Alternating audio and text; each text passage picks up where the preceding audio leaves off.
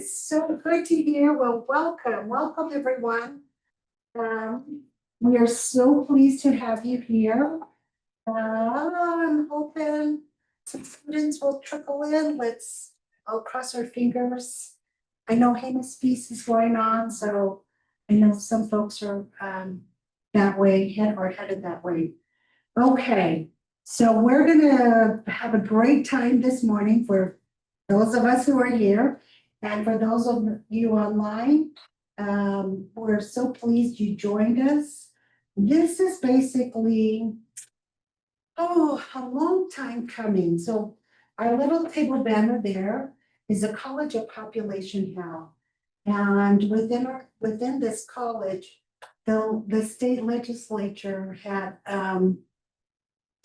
directed and funded helping create and support this college. So our dean was, she had to hire 20 new faculty.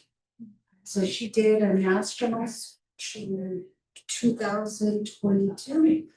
And I was on main campus, Carmella was at another university, and we both ended up being hired under that call. So we had 20 new faculty in the college, and we have 4 Native faculty. And 3 of us will be here today. And we organized ourselves and we created this program called Indigenous Globals for Wellness. And we really, in wanting to support the students, the staff, and the faculty here. And I was on main campus, and I was in the community health program, and have a number of students I've run into, and former students who've graduated, and a number of them are at AASTEC or AAHP. So I'm like, oh, let's invite them, let's find out what they're doing, you know? You took the classes, you graduated, you're working communities. We really would love to hear what's happening. So we're excited for this presentation. This is our second one in a series of 4. So you get a lot more time than the others get, only because there's a lot of you in the class already. So I'll stop talking there, and our presenters will introduce themselves as they come up. But welcome, Dr. Kahn, and I welcome you. Rebecca Ray will be coming in a bit, but we'll be here. Let's hope, again, students also join us. So Lucinda Cowboy is going to lead us out. She was.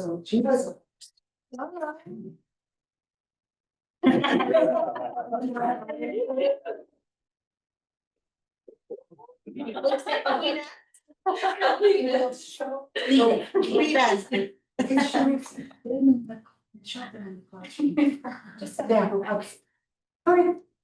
Lucinda, we're gonna be real informal, but they each have 10 minutes. 15. 15? Yeah. Is somebody gonna keep time, or you want me to do it? You can keep talking. Try it out.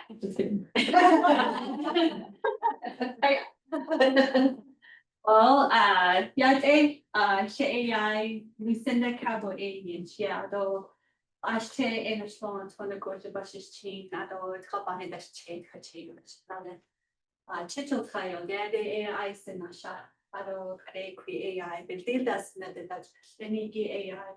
Chemist either National AI, Creek Shahoa. My name is Lucinda Cowboy, and I am Navajo, and I'm originally from an area called Chicholta, which means within the oak trees. It's between Gallup and Zuni area. And I just shared my clan, and also shared my reason of moving away and living here now is for work. And I am a part of this awesome team that's here, the Albuquerque Area Southwest Tribal Epidemiology Center. So we're going to be using the acronym AASTEC a lot, so we'll quiz you at the end. And I also want to acknowledge doctors, Dr. Kevin English, whom is our executive director with AASTEC, and also our deputy director, Dr. Sheldon Yazzie. They are part of AASTEC and they are the two that recommended us to be here today. So we feel very honored in being here today. Okay, so let me use the arrow. There it goes. We are, our parent organization is the Albuquerque Area Indian Health Board. And so the establishment of the Tribal Epidemiology Center happened in 1996 through the Congress of Indian Healthcare Improvement Act. The 4 tribal epicenters were established in 1996. We now have 12 tribal epicenters, and AASTEC was founded in 2006. And our core funding is the Indian Health Service Division of Epidemiology and Disease Prevention.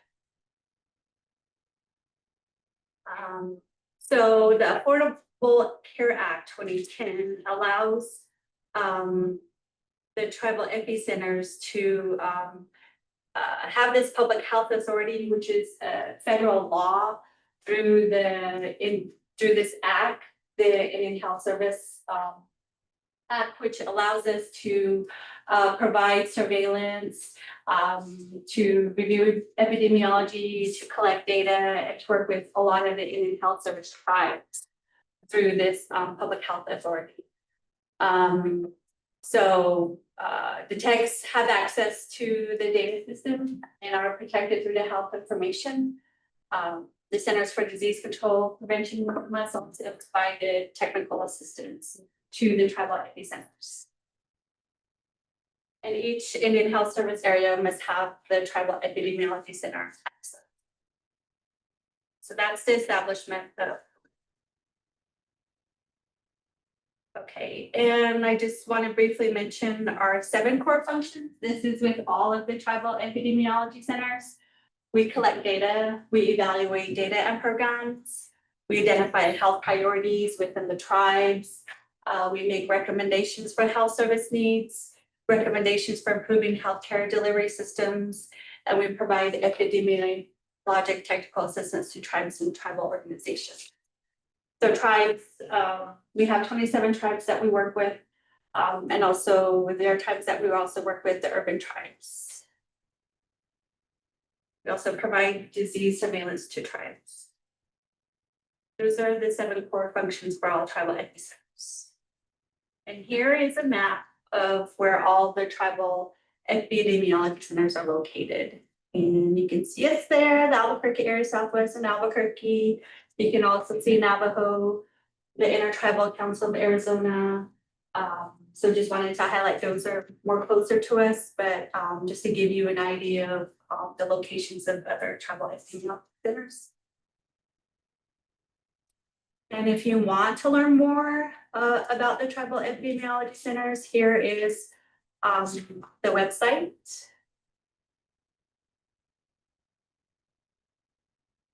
And so with AASTEC, the mission and service area, like I said, we are the Albuquerque Area Indian Health Board is our parent organization. We serve 27 tribes. We have 2 in Colorado. We have 1 in Texas. We have the 19 Pueblos. We have the 2 Apaches, and then we have the 3 Navajo band that we work that we serve. And the Albuquerque Area Indian Health Board, we like to use a lot of acronyms. So as you can see, the Albuquerque Area Indian Health Board is around the logo. But AASTEC, under the Albuquerque Area Indian Health Board, is our parent organization. It's a non-profit organization. So you'll see that AASTEC is under the Albuquerque Area Indian Health Board. We also have an audiology. We also have CHIRP, Community Health, Education, Resiliency Program. Yay! Yeah. And IDC, I jokingly was saying earlier, it's not, I don't care. I just like to use it's indirect costs. So the indirect costs we cover our admin team, we also cover our finance team, our executive director and so forth, so that's our indirect. Here are the services. Am I good on time? Okay, right when you're drinking. You still have like 9 minutes. Yeah. Oh, really? You're not 50? Yeah. Okay. Okay, so AASTEC services, we have program evaluation. You'll hear more from Stephanie about the work that she does and also her experiences in that, and then public health preparedness and response. Cheyenne probably talk a little bit more about that, and then the community health assessment and strategic action planning. Eudora will talk more about that. And then we also have the health communications. You may see some of our products or flyers with some of our, current health concerns that are going around, like measles, and then like COVID-19 was a big time where we're like really working on health communications. So we have several people working on that. And then we have the database development. We have our own Southwest Indigenous Data Portal. Judy Espinosa, she's an epidemiologist, but she's like our point of contact that helps us with the database development. So a lot of our tribes, they ask for some of like the data entry and data collections and so forth. And so we'll have a meeting with Judy, and then she'll help develop some of those portals for our tribes that we work with, that we serve. We'll also have the community-based participatory research. We also have the student development I'll share here, and then the public health surveillance that I think Michael probably talked a little bit about his experiences in epidemiology. And then we also have the health promotion, disease prevention, intervention. So those are the services that we provide. We have many grants that come in. We have many fundings that come in that support all these services. We also have an executive council that have, we meet quarterly, and then we have representatives from most of the tribes that we serve. And they develop the health priority areas based on strategic planning. So like here's a list of all of the priority areas that our executive council came up with. So we have the behavioral health, we have the chronic disease prevention control, the public health preparedness, environmental health, and then injury prevention.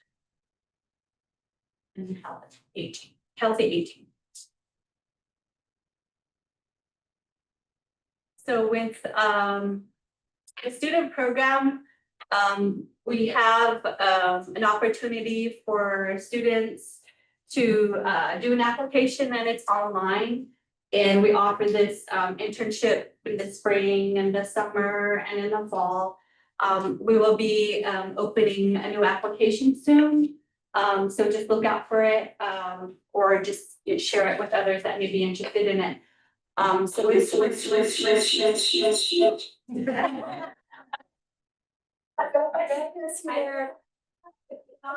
If people put stuff in the chat, someone could respond. Oh, you got it? Okay, good. And Becca is here. I knew it. Okay, you're fine. Okay, so applications are accepted for undergraduate, graduate, and PhD students. Also notation, if a graduate student just graduated within the 2 year, they can also do an application as well. So eligible candidates, after reviewing of the application, and if they're accepted, they will be matched with one of the staff at AIHB and AASTEC. I feel like I'm okay using these acronyms since you guys are like, I feel like I repeated it enough, but I'm gonna test you guys. But they mentor the students, and they come up with projects, and they attend meetings and events with this individual. I think Reiko had an opportunity to mentor a student, and then Stephanie did it. Sorry, 5 minutes.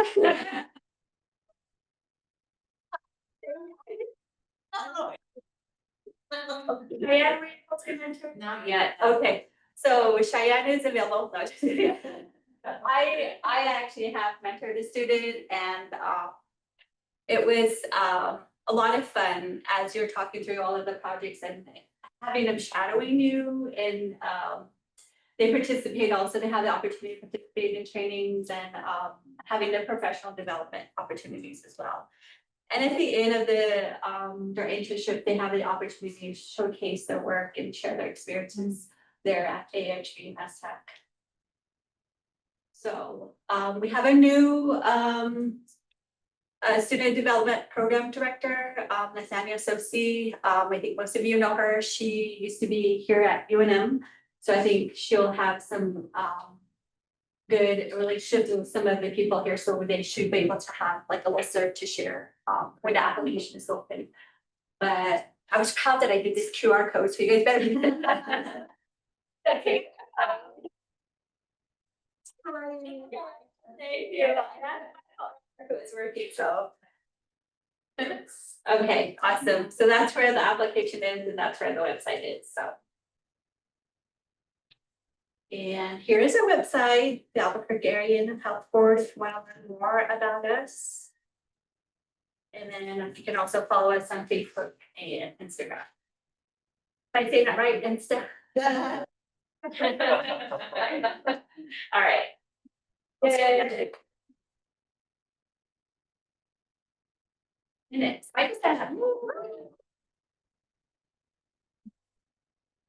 Good morning, everyone. Today, Michael Sam, GF, Educational, the time was she also to she just check questions. Decided as that Nasha. Hello, my name is Michael Sam. Thank you for inviting us to be here. I'm now from the University of Shiprock, New Mexico, group there. But just want to provide a little bit of introduction to myself as far as educational, professional background at AASTEC. But as far as my educational background is concerned, I did go to school here at UNM, got my degree in biology. And then I went on to get my master's in public health at the Mexico State University. And then I'm actually currently enrolled at University of Oklahoma getting a secondary master's in statistics right now. So that's currently ongoing. As far as my background at AASTEC, I actually started off as a program coordinator while I was going through my PhD degree program. And then once I had completed that, I had applied for a staff epidemiology position. So I've been there currently right now for about almost 3 years in that role. So I've been with AASTEC for that long and 4 years in the program overall, or at least the organization overall. So I actually tailored this towards students. So I was kind of, what is epidemiology? I wanted to provide just at least what a definition of what epidemiology is, kind of on the Just I'm online. Okay, perfect. Students. So basically what epidemiology is that, or epidemiology, at least the study of is just the study of patterns and causes of health outcomes within communities. In our case, it's tribal communities. And so of course, what my job is to do is to turn data into understanding and trying to understand what are some of those factors, influences that can affect health, especially because those things can help us come up with decisions and helping our communities and make decisions that are evidence-based and informed on what the data is telling us. So and this is a combination, this kind of field of work is a combination of different disciplines, it's science, data, it's culture, because we try to incorporate a lot of the cultural backgrounds and our knowledge systems and things like epistemologies into the kind of the work that we do here at AASTEC. And basically that culminates to improving health and well-being of the communities. And so basically at the very bottom there, you kind of see kind of what the through line is, right? Because you use data to understand, and then you use that understanding to provide an impact to the communities that you're trying to assist. So that's kind of the general gist of what an epidemiologist is, or in our case, tribal epidemiology. And that's kind of what we try to do at AASTEC. And so what do I do specifically as an epidemiologist at AASTEC, right? So this is just kind of like a flow chart of kind of some things that I work on. One of the first things I do is surveillance and assessment. So monitoring health trends and leading community health assessments, as Lucinda had mentioned, and you'll see in my next slide kind of what I mean about community health assessments, but to also identify data gaps. And so understanding what is missing in the data, what we can do to look at the data in a way where we can understand what's missing, but also what's there as well too. Data analysis and management, so working with different things such as surveys, registries, clinical data. We have a number of different databases that we interact with, like the New Mexico IDIS. We also have the NMYRS data set, which is the New Mexico Youth Risk Resiliency Survey, which AASTEC, they do every 2 years, they conduct a survey with youth without the state of New Mexico. And, that's also one form of data that we interact with on a daily basis. There's also a lot of other things at the State Department, IHS data and things like that when we do data requests. So just a number of different data sets that we tend to interact with on a daily basis, depending what the projects are, depending on what the goal is of that project. So the next thing is reporting communication. So basically putting that information into a format that is understandable. So health reports, infographics, summaries, and essentially providing that information to tribal communities, to tribal leaders, the community in general, just to provide that information in a way that's that information is digestible, so people can understand and take away from what they want to take away from that information. Next thing is collaboration. Again, just what we try to do at AASTEC is collaborate as much as we can with tribal communities. As Lucinda had mentioned, the community participatory research part of it is to really try to keep tribal members, tribal leaders involved as much as possible, and to basically try to coordinate tribes, the IHS, of course, the state health departments, and of course the CDC as well, kind of more national level, to make sure that we are providing that collaborative approach. So that way, we're not just telling people, but we're also working with them in a collaborative way that it is holistic. And so last thing is training and mentorship. Again, we do have a student program, but we also try to provide opportunities for not only us as professionals to learn and participate in trainings, but we also try to pass on those teachings to students and people within our own organization and things like that. And so just continue to build data skills among tribal staff, but also within our communities as well too, because I know there's a lot of people within our communities, health departments, community health workers, representatives who are interested in learning how to work with data. So we try to do our best to provide data training, sprint writing workshops and things like that. So that way they can kind of improve the skills that they have and help the communities that they are from as well too. So these are just some examples of projects that I currently work on myself. One of the first things is community health assessments. I'm working on 2 individual ones right now with 2 different tribal communities. One of them is really interesting because we're able to work with that community and develop a public health survey that's made completely from community input. So usually when you do a community survey, you base it off like prior surveys like Burfus and things like that. But in this particular case, we're making one that's completely based on community input. So doing talking circles and info sessions, things like that. And, we talked with, people from all different age groups, youth, working adults, elders, and just taking that input and basically drafting a survey of our own and making it something that is unique to them. Another thing I do is doing a data analysis for a tribal equine psychotherapy project. And in that role, I'm mostly doing the data work. So they do a lot of the work, they work with children with behavioral health issues, or if they have any indications of that, and they basically use horses as a way of therapy to help with that process of healing. And so what I do with that is I just focus on the data and analyze how those the surveys that are done pre, post, and follow up to see if there's any improvement on the mental health outcomes in that project. One of the things I'm really proud of too is just the development of a fact sheet for youth mentoring, a youth mental health fact sheet. Again, this is utilizing data from the NMRS, which is the New Mexico Youth Risk Resiliency Survey.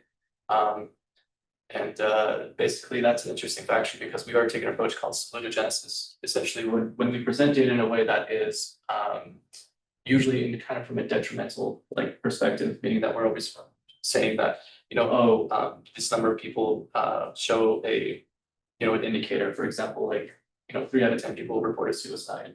But what we're trying to do is we're trying to promote this idea of kind of flipping that information and basically what are the factors that promote good mental health, essentially. And that's kind of an approach we're trying to take with this new mental health fact sheet. Hopefully, you'll see later in the presentation, we do have some of our products, but that'll be a product that's upcoming that will kind of change the way we do things here at AASTEC as far as how we report the data.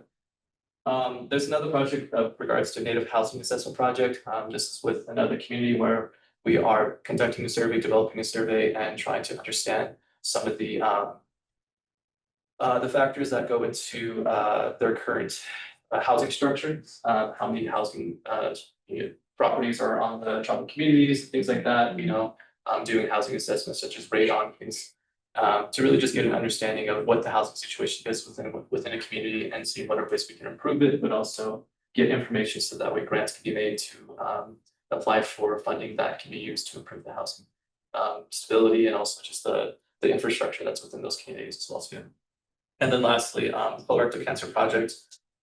This is one that where we're focusing on the screening of colorectal cancer and working with different communities, but also travel clinics to basically try to understand what are some of the methods that we can do as far as improving access to cancer screening kits, toolkits, and then what are ways that we can improve the process of going through completing a kit, talking with a physician, but also trying to get them to eventually go through a colonoscopy if that kit turns out to be positive, for example. And so just basically trying to reduce the amount of people who have colorectal cancer, because fortunately, colorectal cancer is a preventable cancer, but a lot of the times people catch it at the very last stages of it when it's almost unpreventable. So we're trying to make sure that we provide a way to catch those indications of cancer at an early stage, so that way it can be prevented, and they can go through whatever they need to do with the physician and doctors and get the medical care they needed to prevent it from progressing to a further later stage.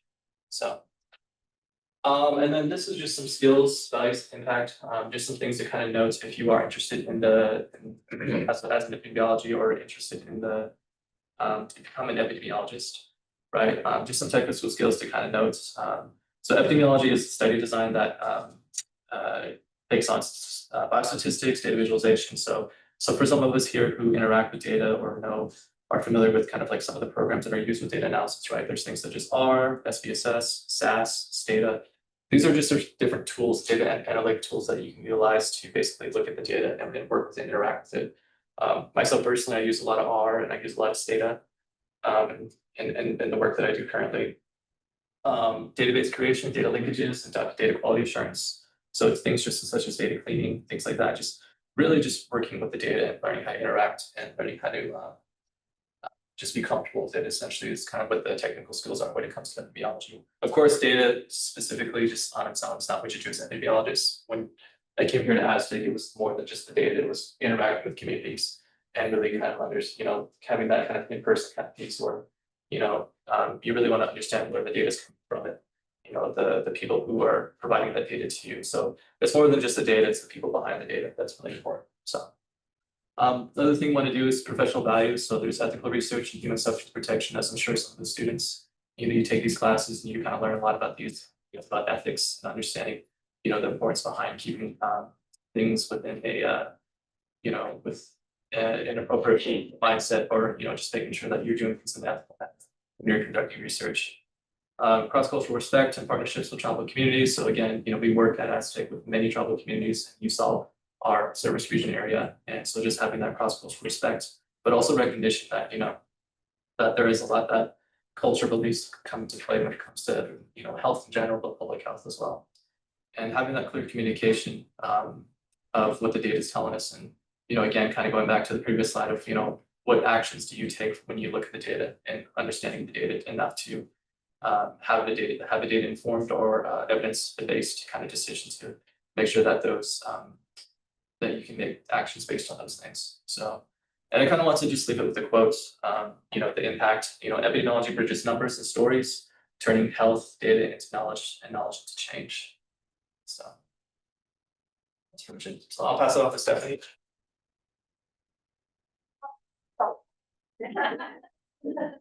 So you were like, so you fast, I'm almost done.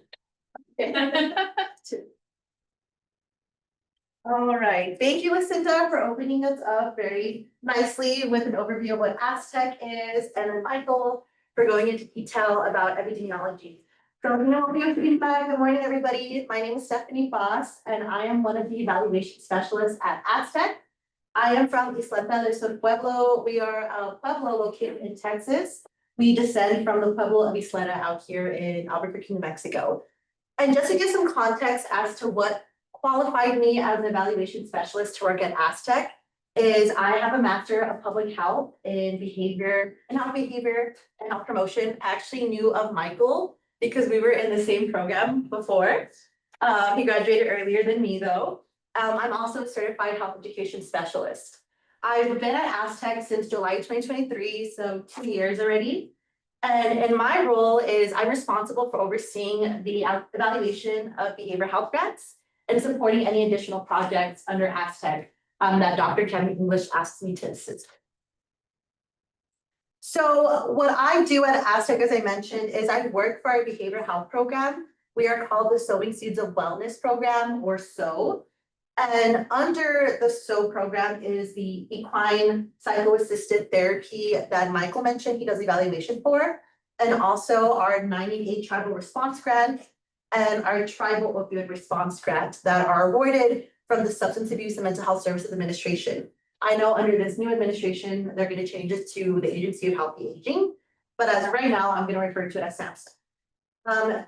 How AASTEC typically works with the grants we do, at least the ones that I've served under, is AASTEC is the awardee. So we're the awardee of these grants, and then we serve our tribal communities to be our sub-awardees. So we give them a portion of the award, and then we're responsible for overseeing how they utilize that grant, performing the evaluation for it, and so on. So we have tribal communities in New Mexico and Southern Colorado who are the sub-awardees of our 90-day tribal response grant and our tribal opioid response grant. So just some context, I'm going to talk more about my experience and the work I do as an evaluation specialist. So under these two grants are, as I mentioned, the 90-day tribal response grant. And the purpose of this grant is to enhance tribal readiness and utilization of existing 90-day crisis centers. So how many of you are familiar with 98? Perfect, yeah, the lifeline, it used to be marketed as a suicide prevention lifeline, but now it's a crisis lifeline. So you can call it with anything that isn't just suicide, but related to crises. So under this grant, we know that some tribal communities are rural, so they might not have immediate access to crisis care. So really going into the communities and promoting the existence of 98 and also working closely with our 90-day crisis centers to deliver better care to our Native people. Part of that as well is strengthening tribal and 90-day crisis center staff capacity to support tribal members in crisis. So not just working with our 90-day crisis centers in Colorado and New Mexico, but also ensuring that our tribal communities have a crisis care protocol set up. They have crisis response set up and giving them the availability or giving them available trainings to help strengthen their staff when it comes to responding to their tribal members in crisis. So that's just a quick summary of the 90-day tribal response grant. And then we have the tribal opioid response grant, which I think is pretty well known throughout Indian country. We know that Native populations are suffering from the opioid epidemic. So that's where this grant came into fruition. The purpose of this grant is to enhance recovery support to assist American Indian and Alaska Native individuals and their families to initiate, stabilize, and maintain long-term substance use disorder recovery. It's also to strengthen opioid prevention and education services and awareness in American Indian and Alaska Native communities, and to develop and sustain culturally centered harm prevention reduction services within American Indian and Alaska Native communities. The recipients of this grant are solely tribal communities in New Mexico. So what do I do in terms of evaluation for our 90-day tribal response grant? So I perform community readiness assessments. That's something that we did in the very beginning of our grant cycle, which was began in 2023. We conducted community readiness assessments with our communities to see how ready they were to address crisis response in their community, what strengths, gaps, protocols, and resources they had available. I went ahead and did qualitative evaluation on this, and then produced reports for our tribal communities that they can utilize throughout their grant when applying the 90-day tribal response grant funding, and then performance measurements. So every quarter, I collect data from our tribal communities along with our Colorado Behavioral Health Administration and the New Mexico Crisis Access Line. They oversee the 90-day crisis centers for their states on the number of individuals receiving mental health services after a referral and number of people trained in mental health. And again, my big role in evaluation is qualitative evaluation.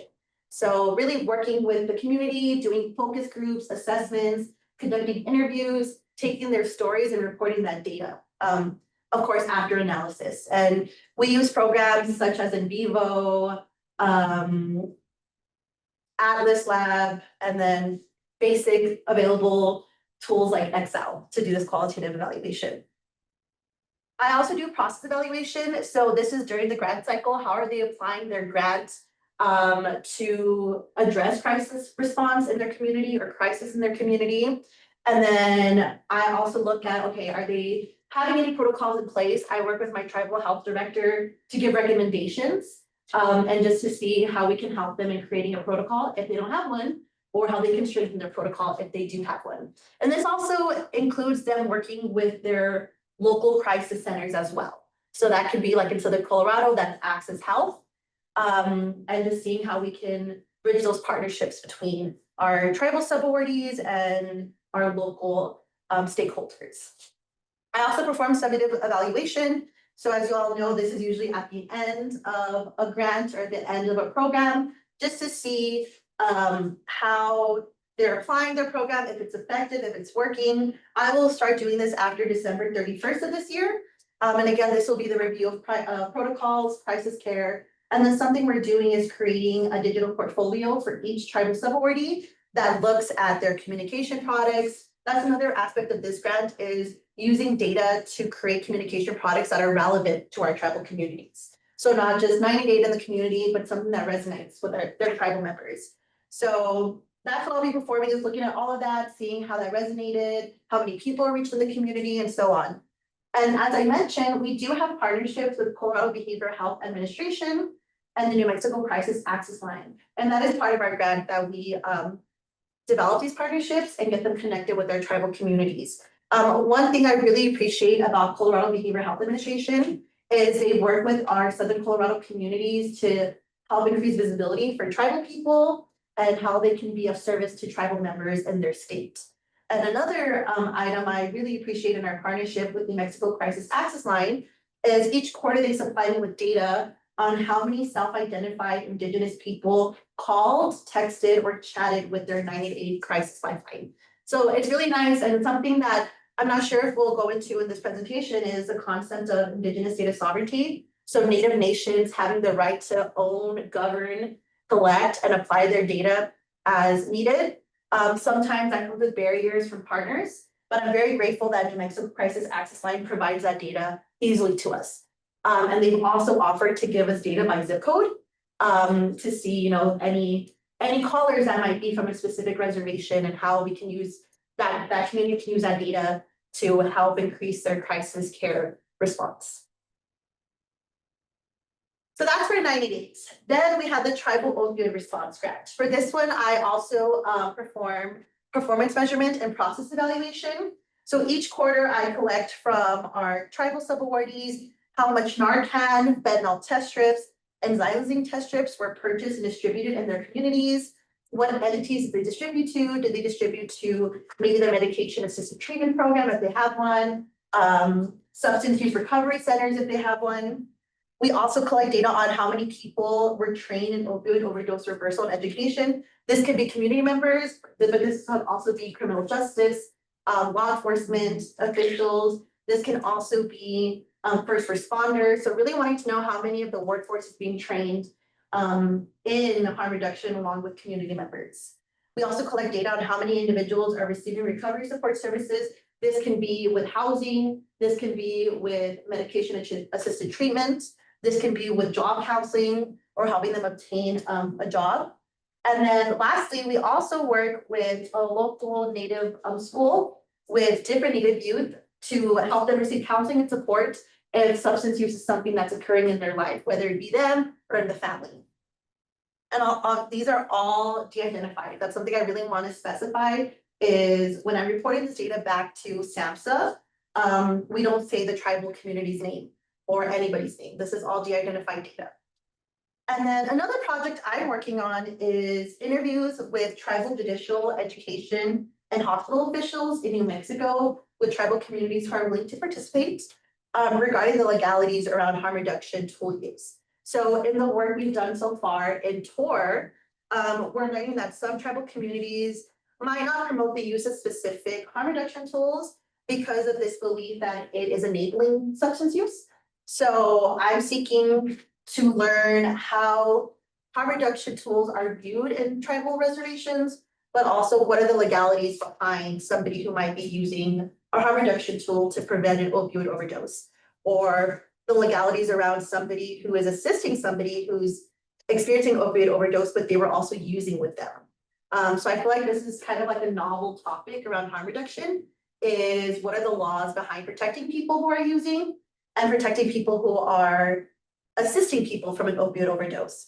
So I've interviewed some tribal judicial officials on any Good Samaritan laws that exist on the reservation, how Narcan is viewed, if it's available, are fentanyl test strips distributed, how is that viewed in tribal reservations, needle exchange programs, is that something that exists? And then what is the care for pregnant people who use? So in these interviews, no one's wrong. We just want to learn what are the systems in place. So that's a project I'm currently working on. And then lastly, just a summary of the work I do. Again, I'm mainly a qualitative researcher. So I will do qualitative analysis, not just on these grants, but also on any trainings, events, and forums hosted by my team, the Sowing Seeds of Wellness team, assessments, and then we have something annually called the Tribal Health Data Convening. I've assisted on the evaluation of that, and that's in conjunction with the New Mexico Department of Health. And then in terms of quantitative evaluation, one thing I really appreciate about AASTEC is when I came on board, I was very honest, let them know most of my work is qualitative, not quantitative. But I'm very grateful, as Michael mentioned in the professional development aspect of his presentation, AASTEC is very open to training you.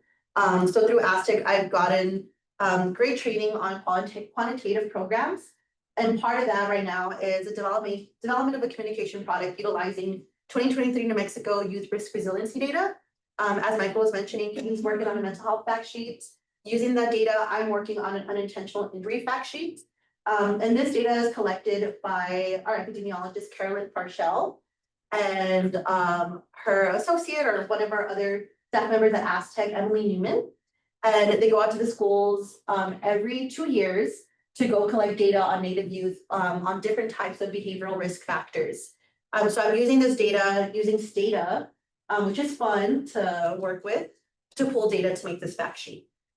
And then lastly, I think another role as an evaluation specialist, epidemiologist, anybody working with data is learning how to make that data look fun and presentable. So for us, it's fun looking at data, but we want to present it to our communities. We want it to be fun, understandable, and find new ways to present data that's not just a bar graph. So that's something I'm learning, and I've been learning for the past 2 years. But that's it for me.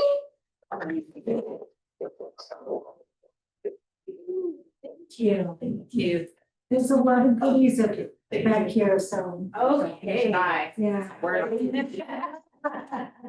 I won't Don't see be you. shy. Don't be shy, there's lots to eat.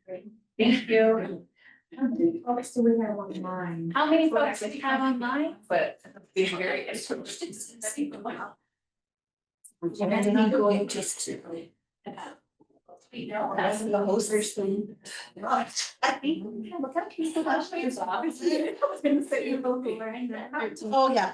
There's 13, I think 10 of those are students. I'm not, just as a note, or I'm seeing chats come through, but they're not showing up through my link. They might be going just to the organizer.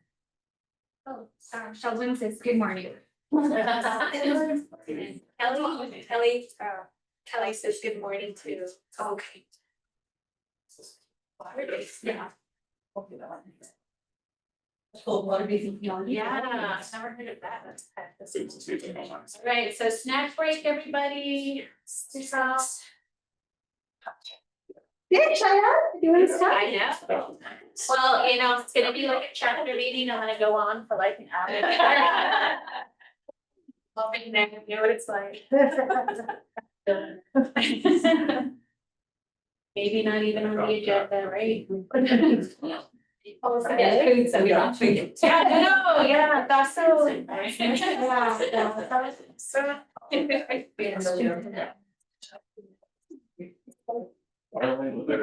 By the way, those of you who are joining us virtually, there's a great spread that you all are missing out on.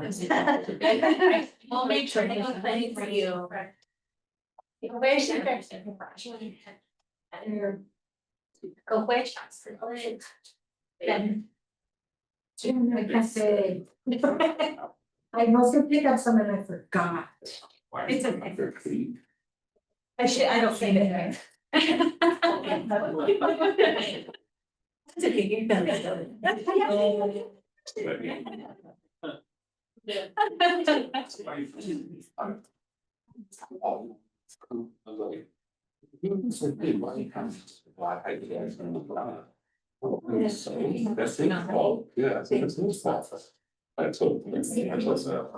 We did. I read spots. And whenever discussion. Oh, I would. All that time. I need somebody to work with the IHC reference. And he was on AASTEC. But yeah, I remember when I was before the AASTEC. But I remember seeing her like make questions. No, I'll be that. Because Yeah, we're good. Beverly, what is what happening? I must have been like, No, I really could do something. Yes. We needed like. And.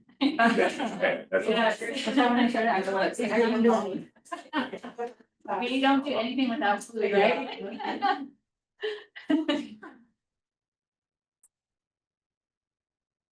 Did you see that there's like a Halloween like highway?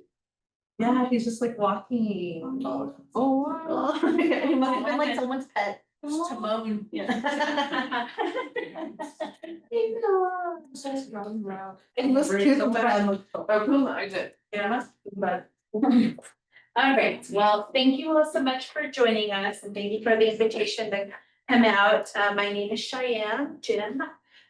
Cheyenne Jim when in Chef for Higley Nishlo, the Bethlehem of Bashtin, and a walking to shade for the Chicken National. Taylor the Nesta and Shrine, Twitch and Shop. I would also like ask if any students are related to me because I had a wallet full of cash to give out.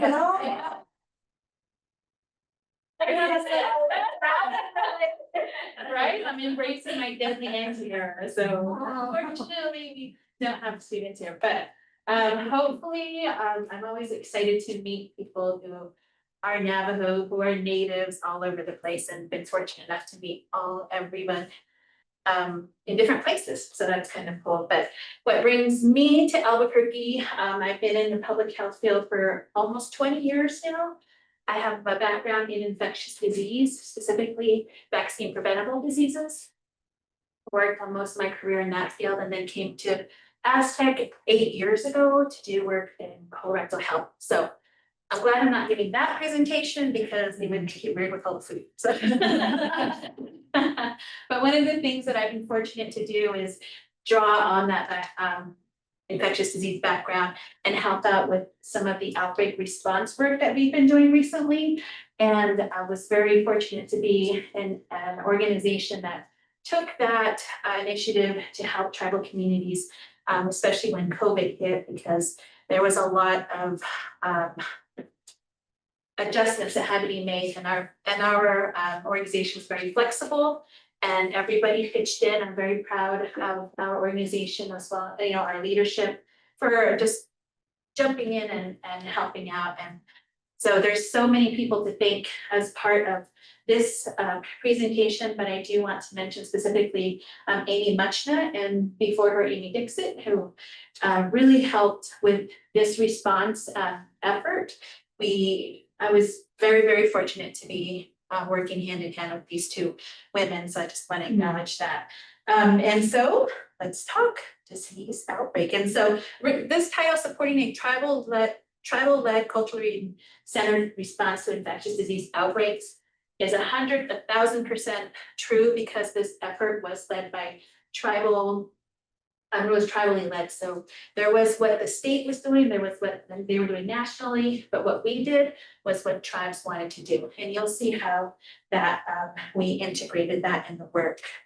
So a couple of things to know before we start talking about it is notifiable disease. So this is a disease that when diagnosed requires health providers, usually by law, to report to state or local public health officials. Notifiable diseases are of public interest by reason of their contagiousness, severity, or frequency. So both COVID-19, measles, those are notifiable diseases. That information, when testing occurs, that information gets sent to the state, which eventually gets sent to CDC.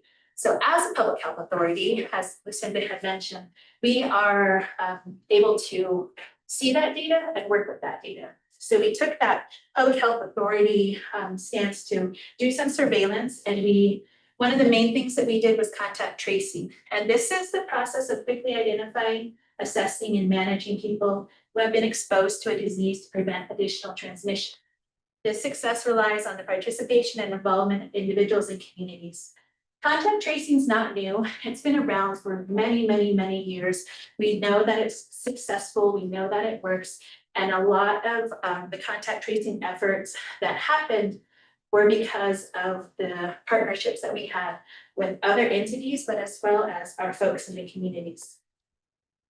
And contact tracing helps to find cases quickly so that they can be isolated and reduce spreads, minimize the spread of that infectious disease.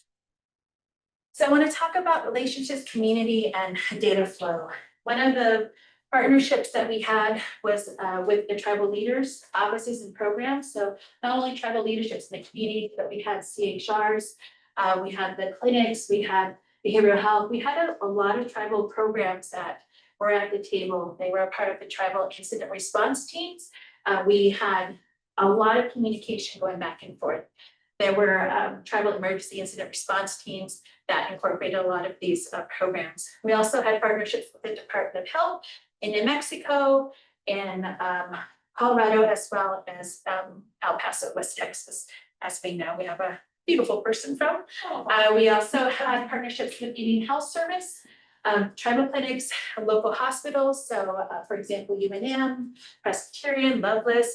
And we also had some partnerships with the CDC Foundation. They provided us money and people power to do the work that we did. And I'll talk a little bit more about what that was like. But collaboration with tribal leadership is one of the most important parts of this effort. And we couldn't have done it without the work that AASTEC and AAIHB did prior to the pandemic. Because of all of the hard work that folks did before us, this partnership came easy. There was trust already built. There was efforts already in communities. So they knew AASTEC, they knew AAIHB. It wasn't hey, hello, how are you? It was already an established relationship. So we took direction from tribal leaders on how to best approach outbreak response in their communities, because as we know, they are the experts. And so we wanted to rely on them, and we wanted them to know that we're here as a supporting program, not as an entity to tell you what to do. We can offer you what nationally they're doing, what statewide they're doing, but the tribal communities ultimately decided what they wanted to do. And so that helped to maintain community trust and confidentiality in our with our work, but also they knew that it was also a priority to us. And so we had different like our database, for example, it was HIPAA certified. So we know that we take this confidentiality seriously. So what did this look like in the pandemic?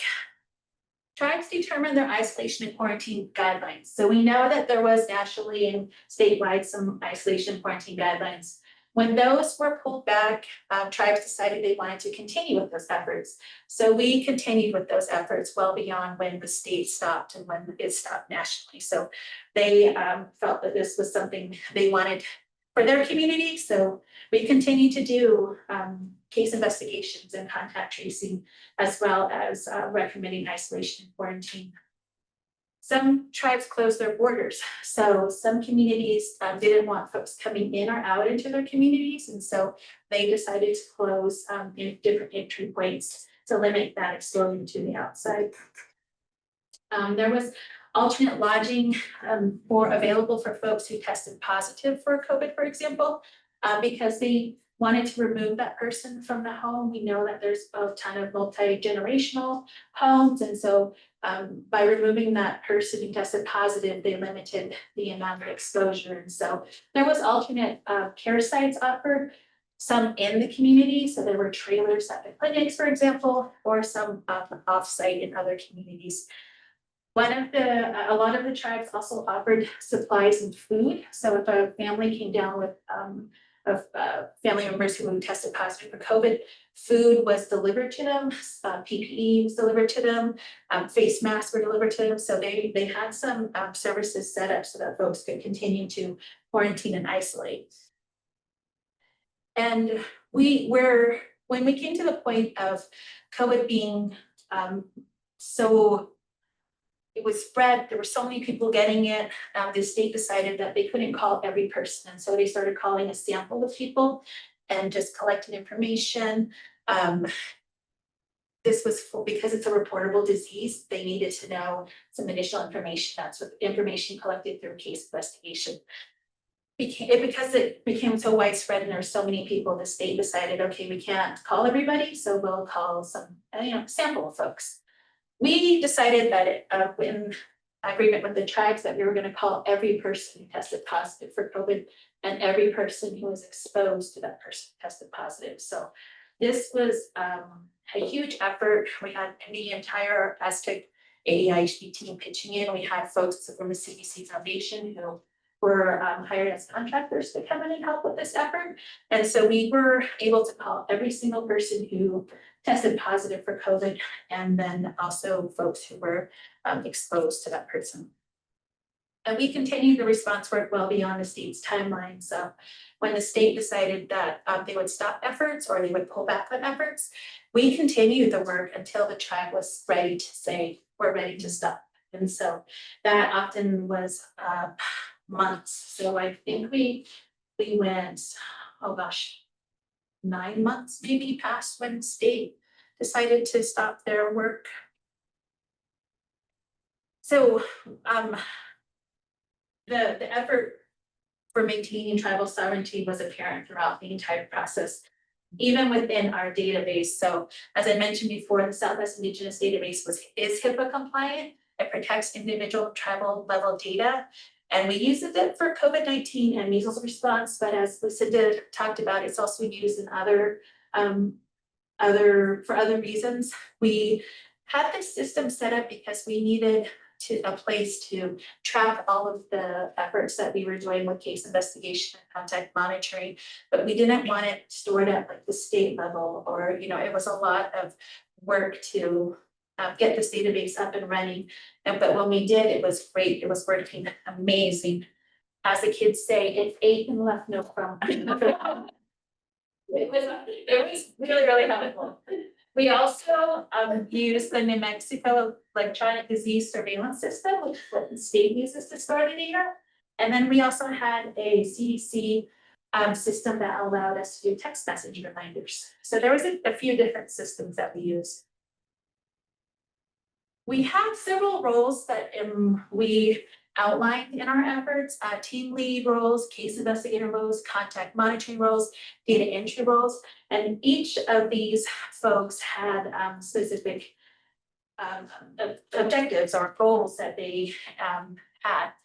We worked together though, however, so some people had multiple roles. So some people were team leads and case investigators. And it was really important that we outline what these different roles were, because we had so many people working on the effort. The AMEs, they were the contract monitors for case investigators. And I think at one point there was 10 plus people.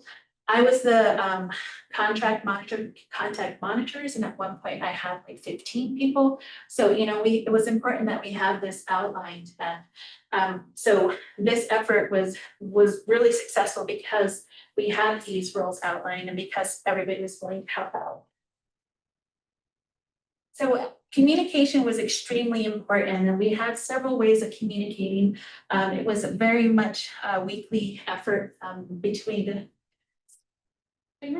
Oh, okay, the Department of Health. That you're like. The greedy range. So communication was important. Not only was it amongst ourselves that was important amongst the different partnerships, but we had communication with those in the community. And this was really successful because our communications team used values-based messaging. And so they had these beautiful posters focusing on strength, love, protection. We took what the CDC, the state was saying, and we put it in these beautiful works of art, thanks to our graphics designer, Cody, as well as the team that worked on the communications effort. They kept this coming, and it was always something new that folks could see and put out into the communities. So this effort was COVID. We also then moved into measles and started using those same values-based messaging. We had a couple of other resources. One is a vaccine hotline that we had available. We had work around a long COVID project. So we knew that after COVID, there was still work to be done, and we participated in that effort.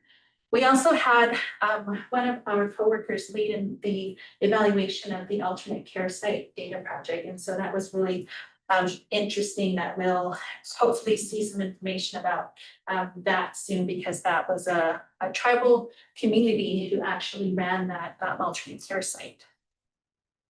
Lessons learned, communication extremely important, partnerships extremely important, because again, prior trust that was built with prior projects and continued projects.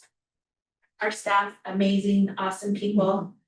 The data flow was really important, and once we got that worked out, it worked and it flowed, and it helped everyone in the process, because that information was coming to us and going to tribes, and tribes having to go to the state without us was becoming an issue because it was not happening, it was non-existent, or it took a really long time. So by having us there as a public health authority, having access to that data, it happened so fast, and tribes were able to respond like that. Last but not least, self-care for staff, because I think this is something that was very important during COVID-19, during any kind of response effort that we have to take into account the self-care of staff, because it is long hours, it is hard work, it is definitely, if you've never done an outbreak response, it can be, it's fast moving, you gotta be flexible, and it's just, you have to change course quickly. Some people that is stressful, so taking that into account. Last slide, because I think the success of this definitely is because of the work we did, but more importantly, our community members. So as it was one elder said, being separated from my family has been hard. I miss my grandkids. The first thing I want to do is hug them. Oh, still gets me.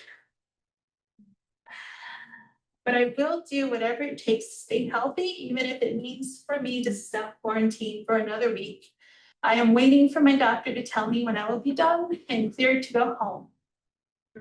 And the reason it hits home is because, when you're doing this work, and I talked to some people for months, I talked to some people for a couple of months, and you really become a part of their family, you become a part of their community. And that was just a reminder of why I love this work so much, is because that is at the core of what I want to do. Is I want to help people, I want to help my community, I want to help my family, and this is the way I can give back and do it. So thank you so much.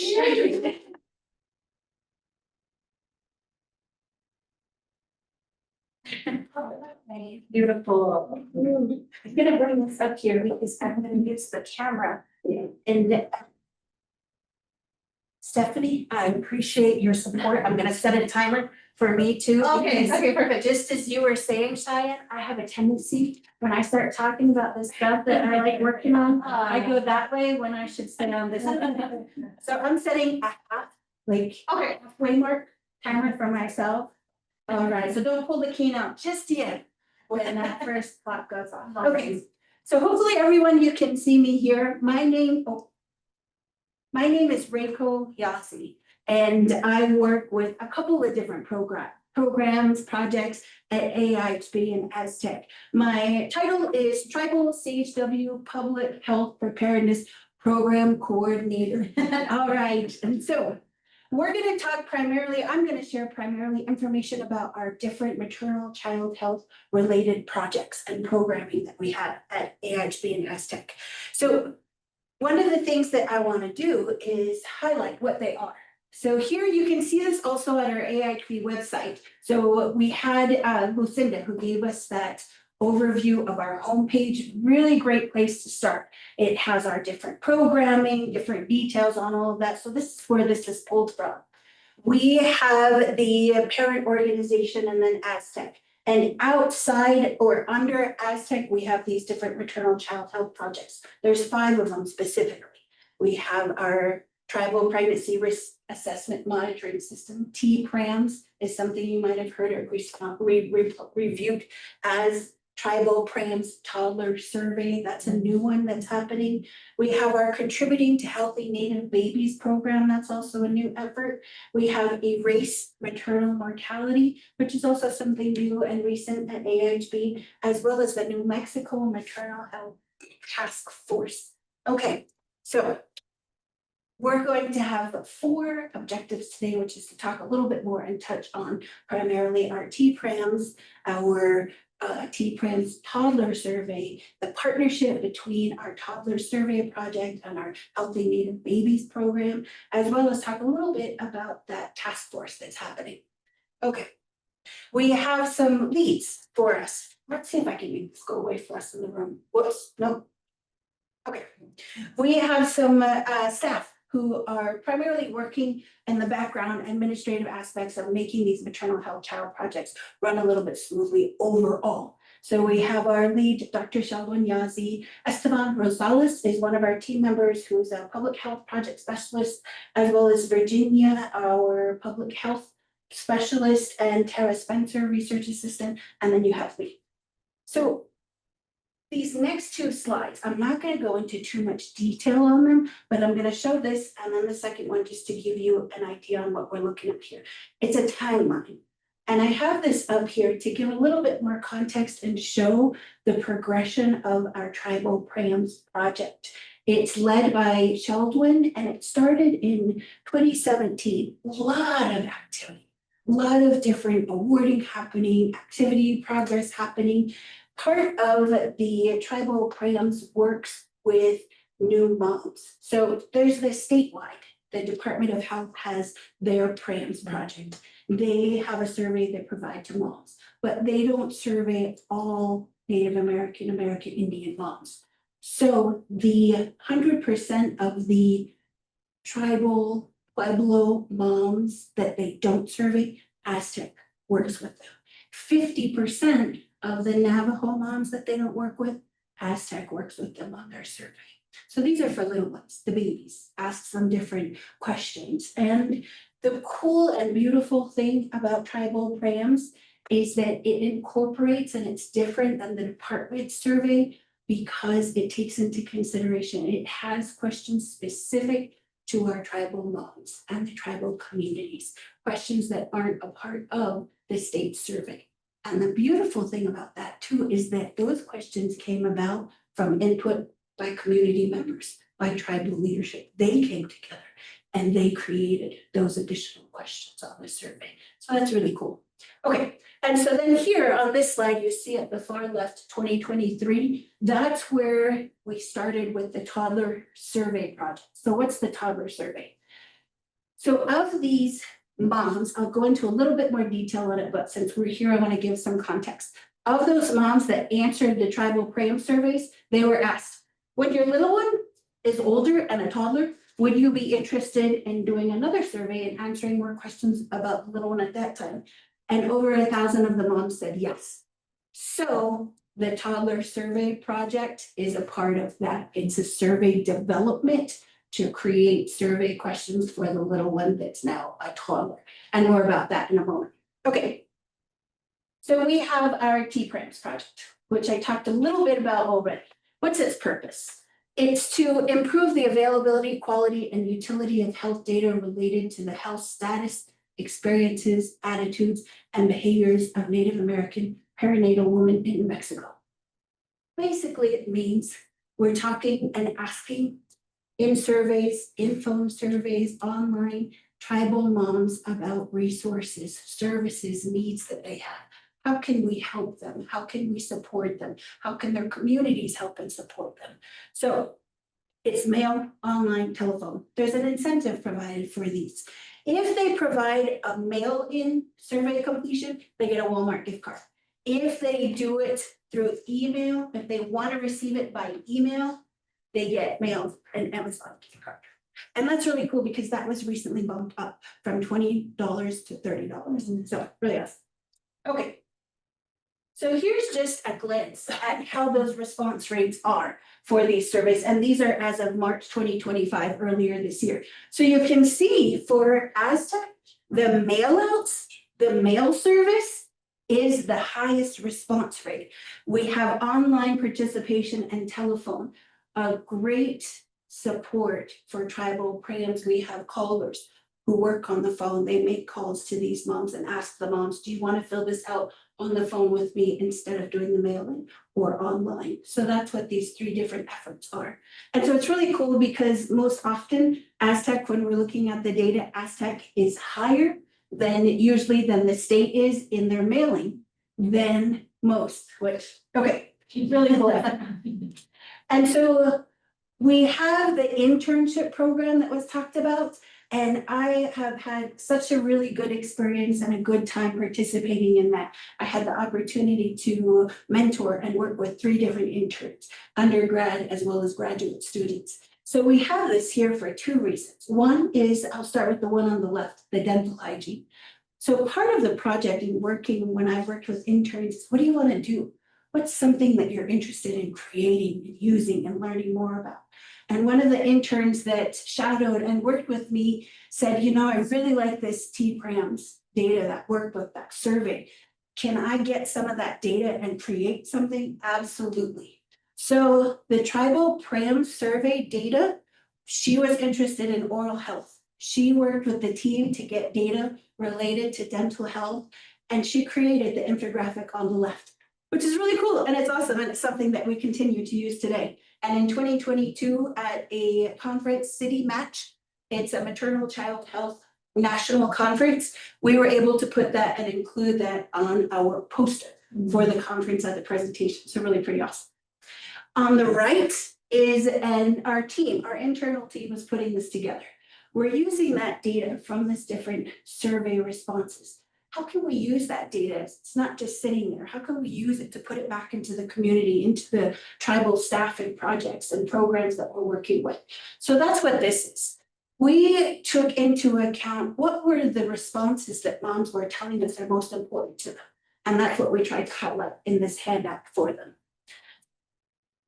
The toddler survey, new initiative. So the funding source is through the WK Kellogg Foundation and the need for reliable data for American Indian new mothers and their toddlers and preschoolers, because the TPRAMS is for the little ones. So now this is for toddlers. It's a continuation of the TPRAMS, and those moms that responded and said, yeah, I'd be interested, over 1,000 of them responded. So how was this done? What did they do? So we've heard a couple of the previous presenters talking about data sovereignty, tribal governance. What does that mean?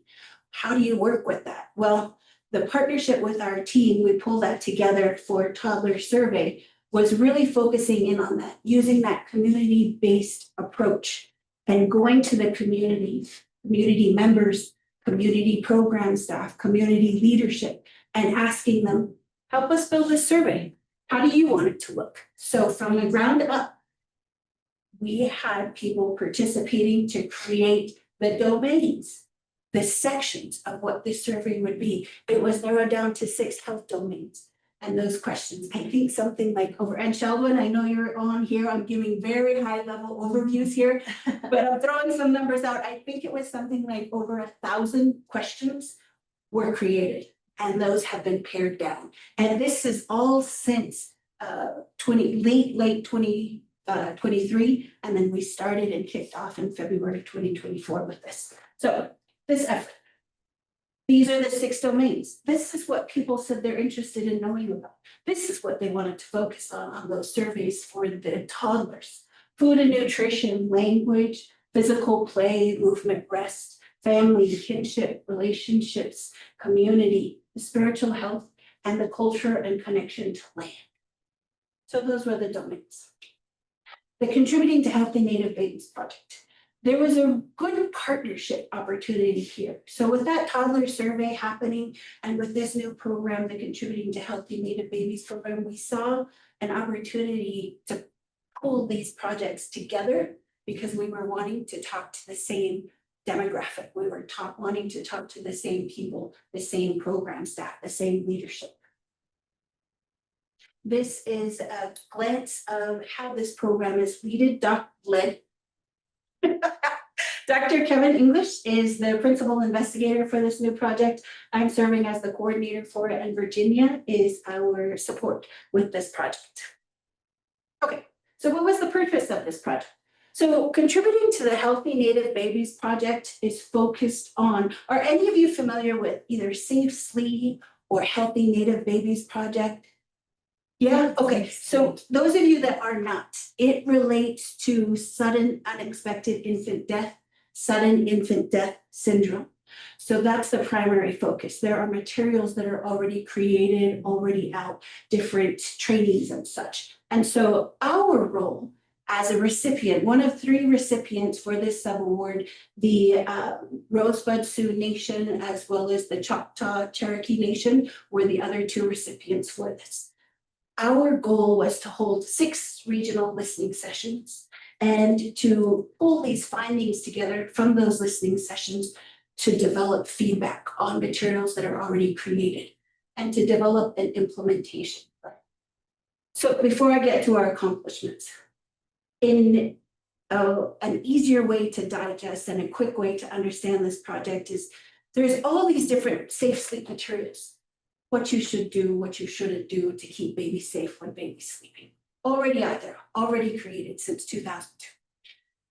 And they hadn't been updated in over 20 years. So this project came about as an opportunity to go to tribal communities, to ask those communities, what should we keep?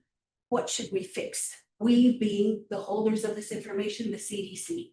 So this project's a really great opportunity for our tribal partners to have their voice heard and say, you know what, but you're telling me that this is tribal specific, but really it isn't. Change it to this. So that's what we did. Those 6 listening sessions that we had, we went out in the community and we said, Lucinda, what works, what doesn't work? And Lucinda got to tell us. And we got to get information back. And Michael was one of our team members that got to travel with us when we were doing this. So that's what we did. Lots of material. When you look off on the left, we had total 17 Healthy Native Baby listening sessions that were held. Our team, as best as we could, went out to the different service areas. We traveled over 4,000 miles throughout the state, Colorado, even to Western Texas, our partners down in Islamville, Sur. We had from February of 2024 through to July of 2025. It's a lot of traveling. I think I'm still recovering. It's tough. It was a lot. And we had over 575 pages, including 2 training manuals that were reviewed by all of these people who attended with us. 16 of them. From that feedback, based on the feedback we got, the CDC already made revisions to at least 16 of them and shared them with us. We have a developmental, we developed a draft of an implementation plan. And these are some examples just to show you. The red on the left are what we started with. And then after some feedback was already provided, on the right, the blue ones are kind of what you see. Some of those changes, they don't match up exactly. And then so, but it's just to show a difference in how some of those changes were made. One of the big things that people had talked about were the logos at the bottom.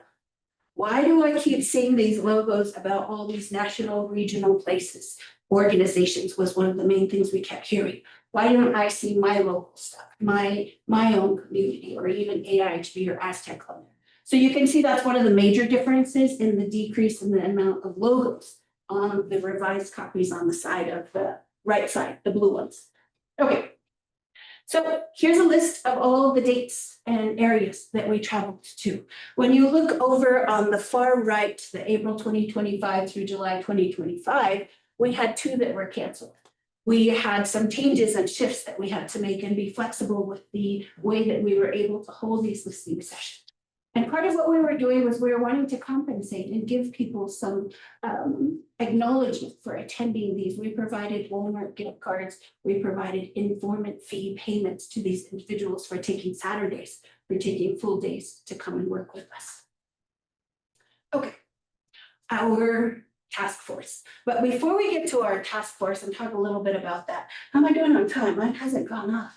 1 minute. Oh, right on, okay. So if we could, one of the big things about this, I'm talking fast, aren't you guys? What I'm saying, I feel like you were talking about coffee earlier, Lucinda.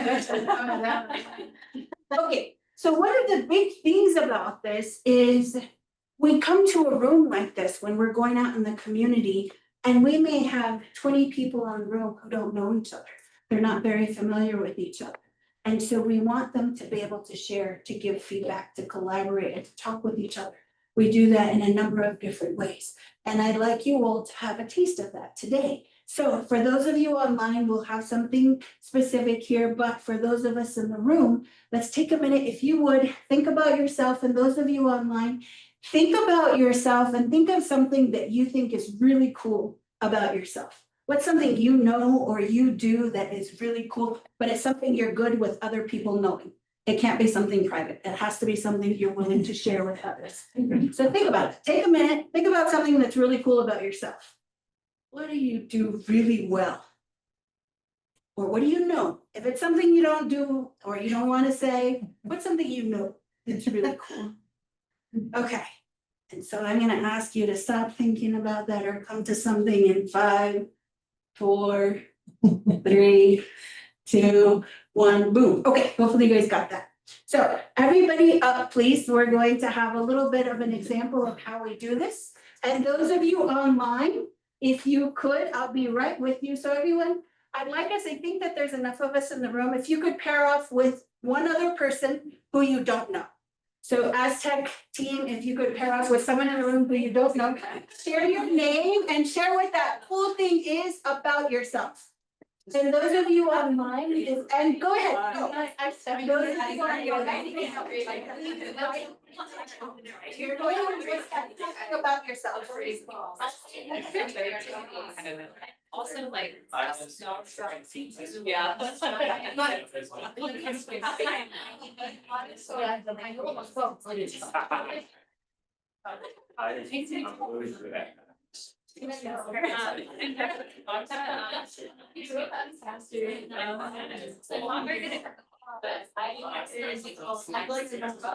Like that, like I the rest of the year, like. She's had a like for years. Yeah, I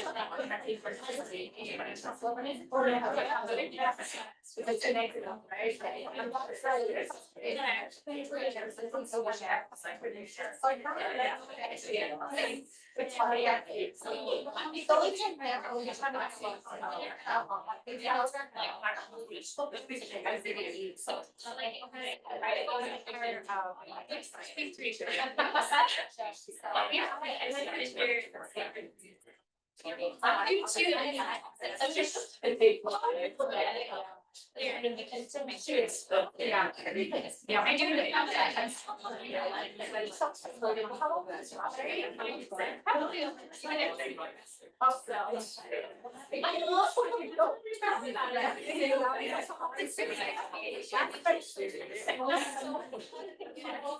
I don't think we're just ready.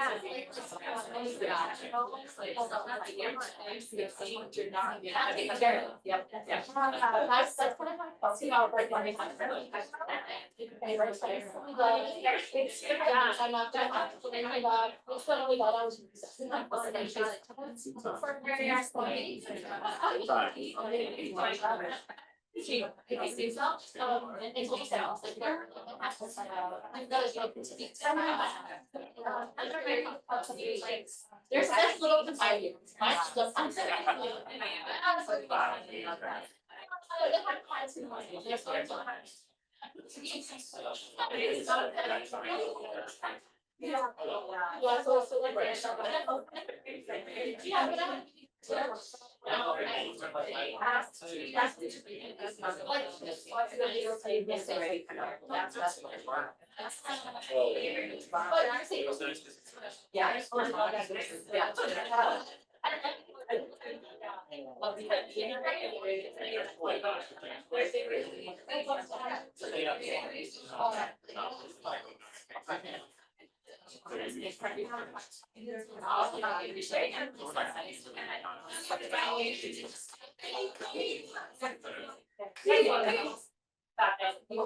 Thank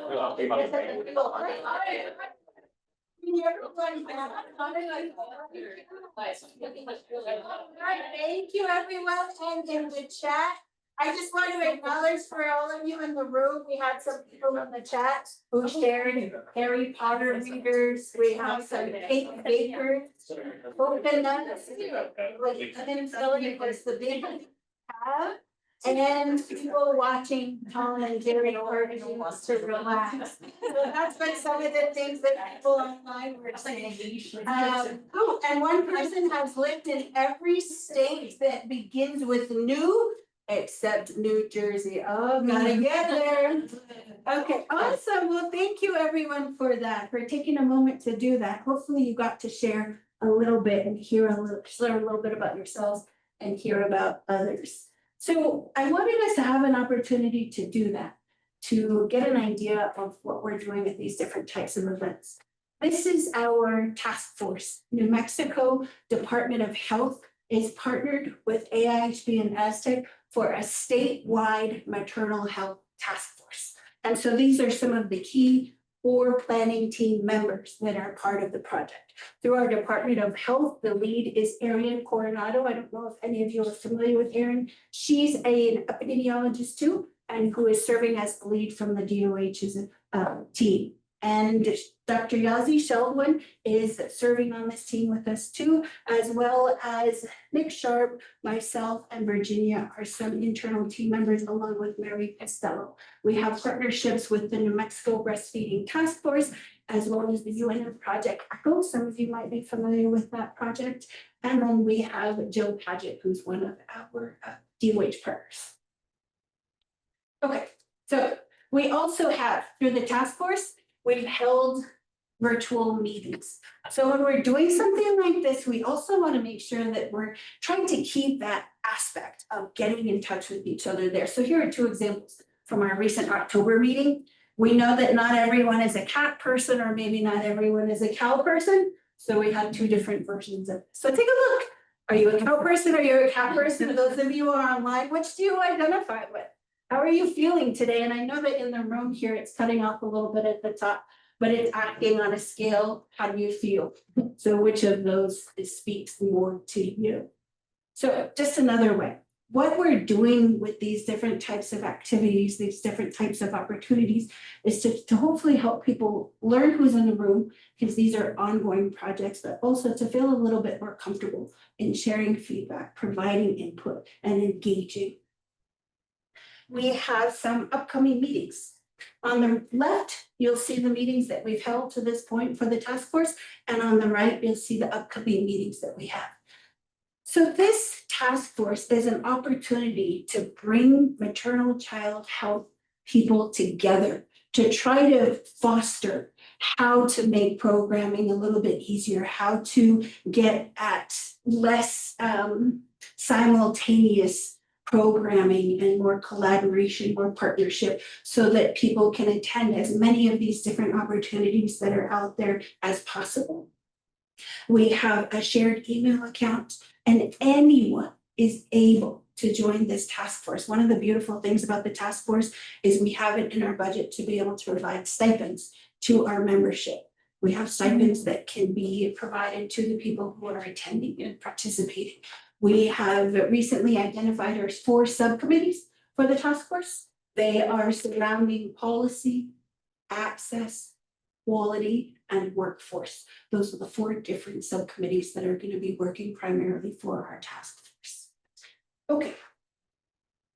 So many key partners that we want involved in these maternal child health projects and initiatives that we're working with. This is by no way a comprehensive list. This is just a starting point. People we wanted in the room. And some of those people are probably you, or people that you know. Or maybe you're interested in participating in these different types of events. We want you in the room, even if it's to come and say, you know what, oops, really doesn't work for me, but it does for Jane Doe, John Doe over here. That's what we want. So many different opportunities at AHB and AASTEC that can help the communities, the programming, the staff that are working on all the great projects.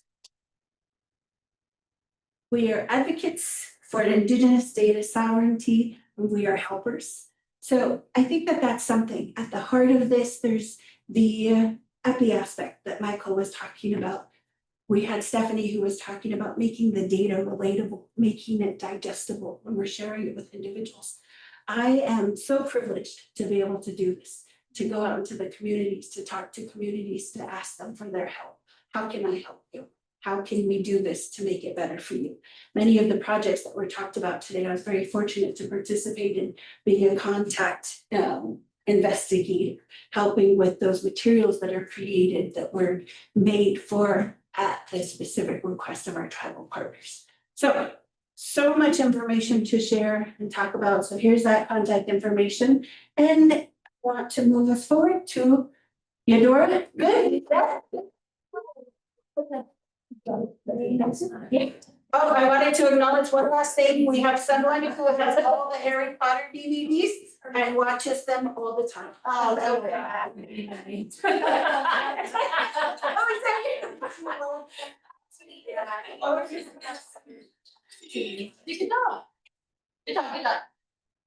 I guess I'm the lucky one to close out our presentation today. And I just wanted to start off with, I'll be talking about one of the core functions that Lucinda mentioned, is that we do community health assessments. And that's pretty much one of the cores of what we do at AASTEC. So I'll continue. I am Navum Zuni, so she nash ajunado eu fui de Nashla, she and Bushi to the cheating gesture, Babana the Chanelin. I reside from a place called Gulf Mesa, Utah, which is about 30 minutes west of Cortez, Colorado, on the Utah side.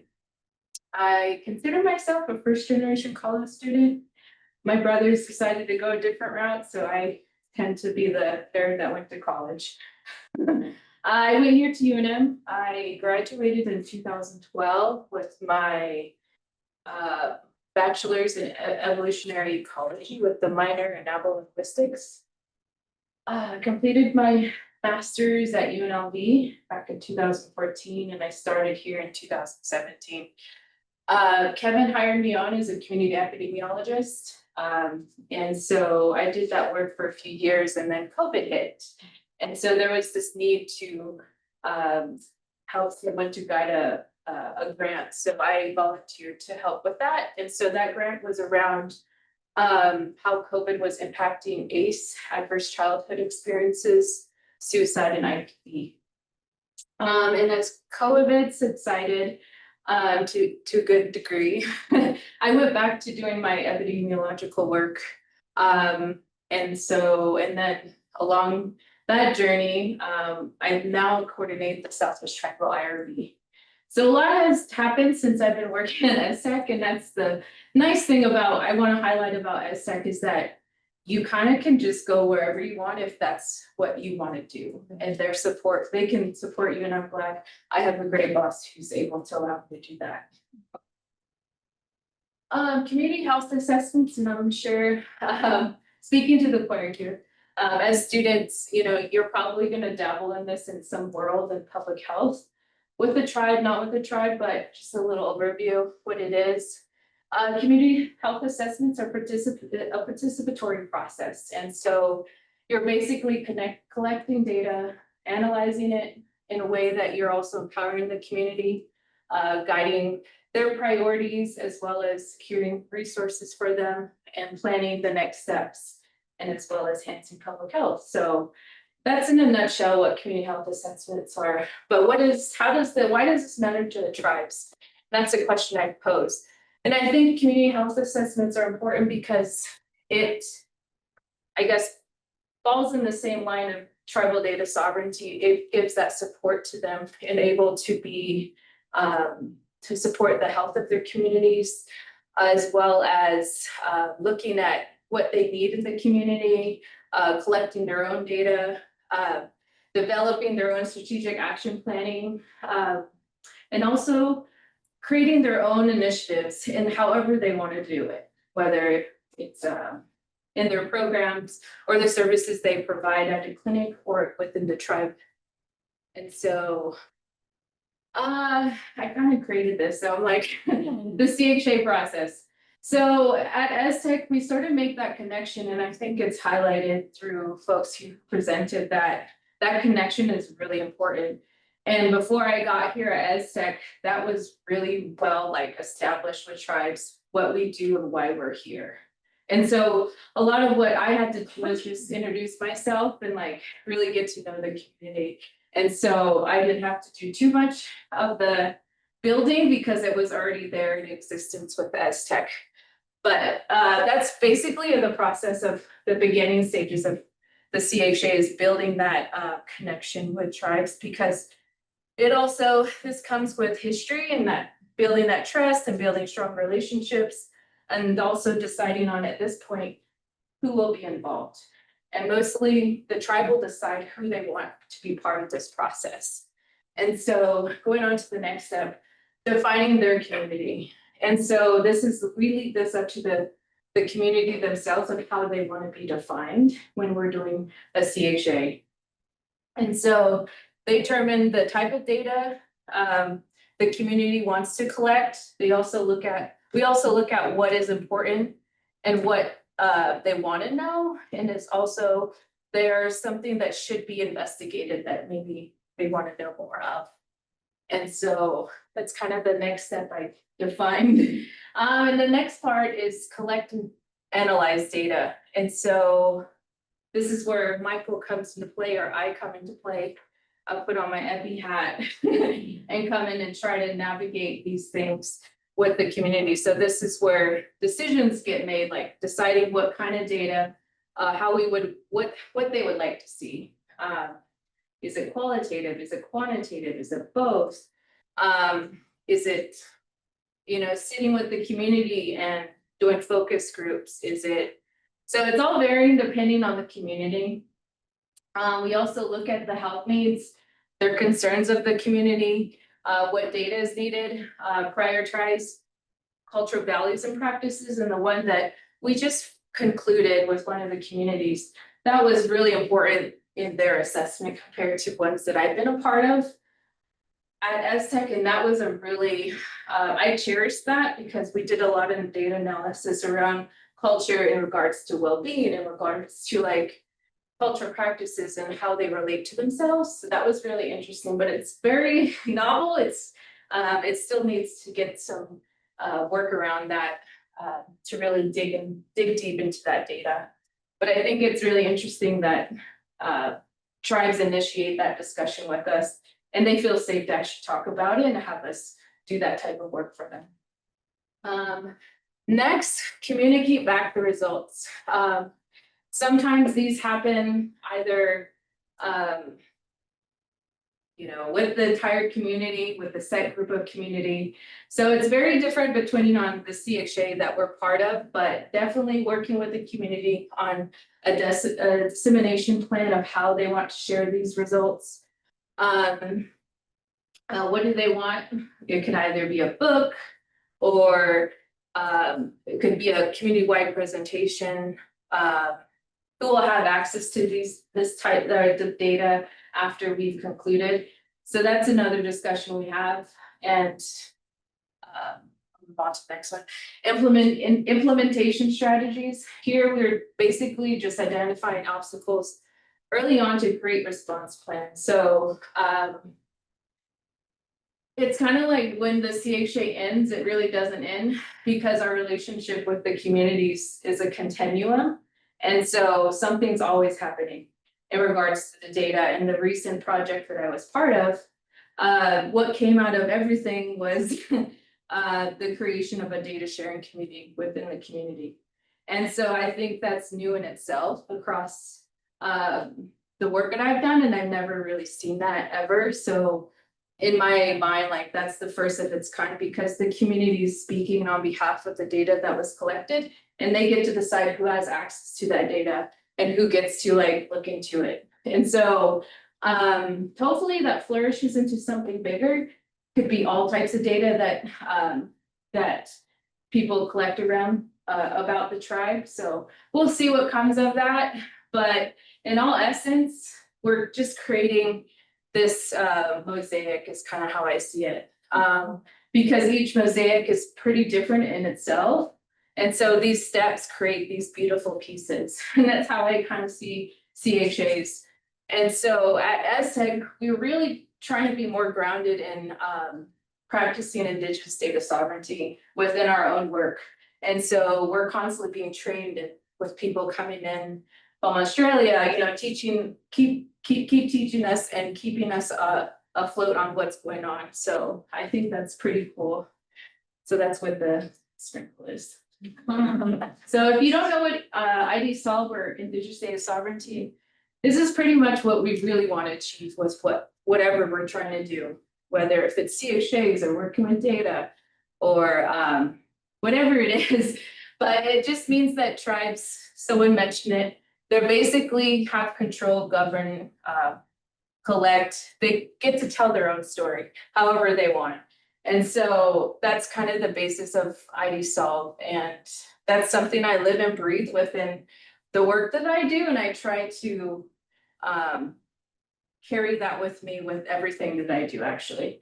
And so going on from that, so as you're going through this process, it also helps strengthen community governance, the quality of the data. It also improves the accuracy of the data. It's also a tool that makes better informed decisions and supports outcomes. So in a nutshell, we allow for tribes to be the decision makers on what we want to count as data, how it's collected, and how or has control over, or who has control over it, and who will be using it. So that's kind of in a nutshell what I've done, but I think I had some notes somewhere. So as an epi, you're kind of sprinkled in different projects, but at AASTEC, I've been part of about 6. And these projects will vary from a year to 6 years, depending on the community you're working with and how much data is collected. So the recent one took us 4 years from talking with them about, they came to us and like, we want to do this. So, and then now to their, our last stop was the community presentation. So that took us about 4 years to complete. So it just gives you an idea. It's a continuous process, and I enjoy doing these types of work because not all of them are the same. And so you're kind of,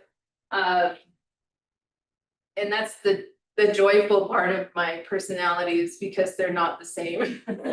Just because I'm like, what do I get next? You know, and right now I'm kind of taking a break from a CHA because my time was dedicated to this past one, and we'll see what comes up when I start back into it again. But no, that's kind of what we do as far as CHAs. I didn't cover a lot of like the other communities that I've worked with, but hopefully telling you the length of time of how long these take. But in that process, I think the beauty of it too is that you build community and you also build connection within that time frame. And so when we hold staff for go into community, it's not like I did this with somebody. It's like, oh, you know, you have history, and it's kind of neat. So, but no, that's my presentation. So. Yay! Cool. Yeah. I guess open up to online and here if you guys have questions. So,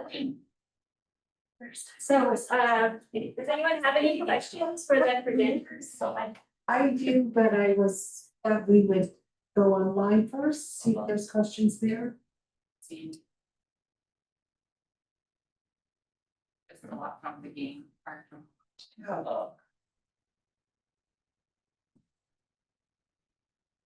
Always a cat person. Yes, Kevin, me too. I just have a quick question. Yes. Hi, just thanks everybody for presenting. I'm really happy to be here today. I am a paramedic at the Pueblo of Isleta. I'm not tribal affiliated. I'm a Tibetan American, but I do work there. And I currently work with Tribal Consortium, so primarily in emergency medicine. And I was just curious on, I guess, like how your guys' work can be incorporated into emergency medical services, how we on our team can try to spread the message or assist you guys in projects you guys have in the future. I can respond to that. Can you hear me by any chance? See if you come Yes. around, then she'll see you. Okay, I will sit right here because I'll feel awkward just standing. But so as mentioned in my presentation, I work with the 988 Tribal Response Grants. And a lot of that is working with a lot of that is the tribal communities working with their EMS, their first responders to ensure that the crisis care they're delivering is kind of a uniform process that involves all these people in crisis care. So I definitely would see if maybe your behavioral health program is doing anything related to 988. And if not, connecting them with us or with my program, just to see how we can support them in their crisis care continuum, which is inclusive of their first responders and EMS. That's great. I think so I work with the clinic as well. I'm a community medic, so I work with a little bit of CHR and a little bit of the doctors. We had a MATS team that we're trying to reinstate, and we just got a new public health director. Her name is Margaret. So if I could get your email in the chat, I would love to connect you guys through Isleta, just so then we could get some collaboration going up, because that would be really helpful. We've had an uptick, and we actually have a doctor on call with the police department at Isleta that come for crisis. But a lot of the work has been difficult for us because we don't have an on-call psychologist or psychiatrist at the clinic available. So most of our patients have to go to UNM, and that delays a lot of their medication and care. And to me, that's very frustrating as a community medic because these families are suffering when they're waiting. Yeah, absolutely. Yes, I'll go ahead and put my email and along with my work number so we can collaborate on that or connect with people who are already doing that work that I'm aware of in Isleta. That would be really helpful. Thank you so much. I really appreciate it. Sorry, I might have had to dip out during your meeting. I apologize. No, no worries, no worries. That's on my end. I don't know if anybody else. Thank you. Thank you so much. Great question. Anybody else online? Oh, you wanted to? Oh, yeah, I just wanted to call attention, this is Reiko. I put my information into the chat. I hope that I'm able to connect with you as well. I'd like to share more information and see if there's any potential for information for your staff or the demographic that you're working with. Yeah, Thank and you. I'll also post, we're having an EMRIC conference, Emergency Medicine Rural Indigenous Communities in Oregon. I'm also here to share that. You guys have a lot of great research.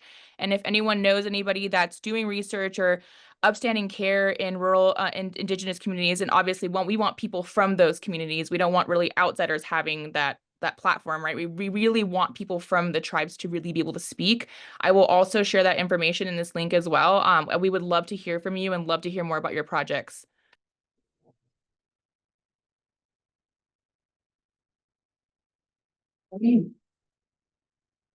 Comments and some questions, but one from Rebecca Emery says, thank you very much for this comprehensive overview of your important research work.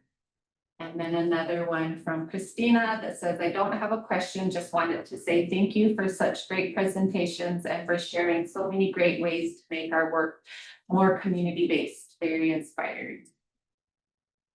And Cheyenne, do you have your hand up? Yes, thank you. Sheldon Yazzie, I'm the AASTEC Deputy Director, also an alum of the UNM MPH program. It's very exciting to see our team invited this morning to present. Dr. Balone and faculty, I just wanted to also offer that I know that in addition to some of the programs that were provided, we are able to provide specific and more focused lectures, if you'd like, guest lectures. I know that I do that around environmental health too, and I've done that with Stephanie Chambers, where we've talked and provided information more on the logistics of our tribal PRAMS program, and we could do that for the Healthy Native Toddler Survey as well, and I know for a number of the other programs. And so I just wanted to offer that. Also, as a reflection, I did start at our organization as a student intern when I was finishing my fieldwork as a doctoral student from the University of Washington. So I know that I can offer that reflection too, with the wealth of, I know, and variety of different topics and public health experience a student can get here at AAHB and AASTEC. So I'm open to those types of opportunities as well. So thank you. Thank you, Sheldon. Thank you for this opportunity and allowing the staff to come and present as well. Back to the internships, how long are those? You've mentioned you'll be doing an announcement soon.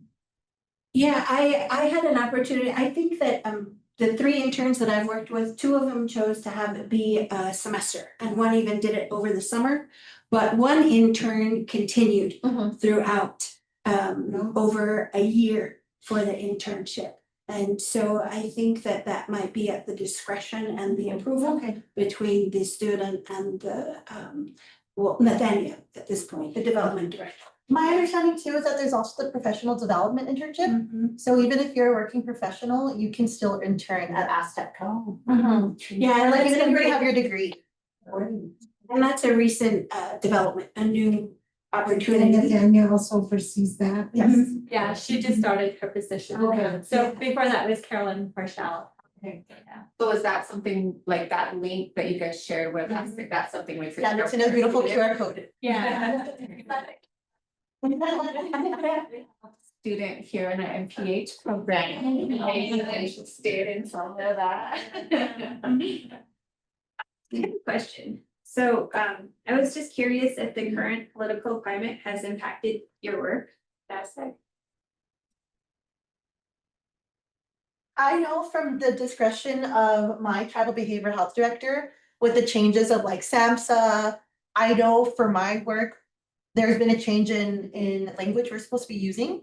So I think instead of harm reduction, which I use today, we're supposed to say like opioid overdose reversal assistance. So I know that's something that is being changed, is the language we use when speaking about certain health issues we're focusing on. So my apologies, I'm used to harm reduction, so that's gonna take a change, require a change. I know from my perspective, one of the primary staff at tribal communities that I work with are the community health representatives. And so changes impact their end quite a bit as far as like what you're saying, maybe language changes, or if funding changes happened that impact the staffing in their projects and their programs, it can have an effect in that way. So I know that that's something that many of our different tribal partners did, and so it impacts the way that I'm able to interact with them, or it increases the amount of support that I'm able to provide, or it might mean that there's a decrease while I'm waiting for something to happen on our tribal partners' end. Yeah, and to echo that, I think an issue that, not necessarily an issue, but a discrepancy is sometimes, like, I know from my end, our grant program officers haven't been as responsive because of like the government shutdown, and it's just navigating those challenges and sometimes waiting on tribal partners to get back like our funders. But I will say, and I'm not just saying this in a biased perspective, but I think AASTEC has done a really great job at transparency with our tribal communities that we serve, and making sure that programs are still running afloat, considering also some funding being pulled. I also want to add that I appreciate a lot of our tribal leaders that have been advocating on our behalf too. That I hear time and time again from Kevin telling us and reassuring that we do have people that are fighting for us. Because we do, in all honesty, we get concerned. And we are worried about funding. Am I gonna have a job? You know, but Kevin does reassure us that we have tribal leaders that are out there speaking on our behalf, and which is really great to hear. So I had some questions. I know you have partnering tribal partners, communities, but when you talk, you didn't. It sounded like you work with everybody. Do you work with all the tribes here in New Mexico? Or you just work with your partnering communities? So we have the executive council that represents all of the tribes that we serve. And then we have many projects under AASTEC and also under AAHB that have built relationships with all of the tribes. So like, you know, like CHIRP, they may be working with some of the Pueblo communities, and then some of us will be working with some of the Pueblo communities, and so that we can say yes, that we're working with all tribes. So is that also true when you collect the YRS data? Is it with all the tribal communities in New Mexico? There. I was just saying, yes, to answer your question, we do. We work with all the tribal schools that maybe will live within that zip code or adjacent to that zip code. Or maybe they're the public school, but at the same time, the school has to buy in to do that too as well. That's the other piece. And then sometimes the school buys in a little late, and that has happened this year, that they came on board later after thinking about it, like, oh, we should do it. So it comes at different stages, but it's not just like required. They have to also buy into this. So how do we, so sometimes we give assignments to our students, whether they're undergrad or grad students. And I always try to point out the YRBS, whether it's the national data set, but also the New Mexico one. How do they access that? The tribal specific data or just? I also look for reports, I'm trying to get the latest. I'm grad writing or I'm writing, I'm trying to get the latest information. How do we do, I'm reinventing the wheel and trying to figure it out. How do I do it best? So if you're looking for a request, like you want a report, on our AIHB website, there's a section there that specifically has the New Mexico YRS, or the Colorado, if you're interested in Colorado data.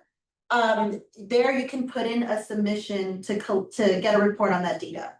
But if it's a specific school, the school would have to, okay. No, I don't. Okay, yeah, if you're just looking for overall data on Native youth and, specific factors, that is something you can find on our AIHB website. How long is that turnaround? So if I give them this assignment, we need to know how much time they need to wait before they can hear something back.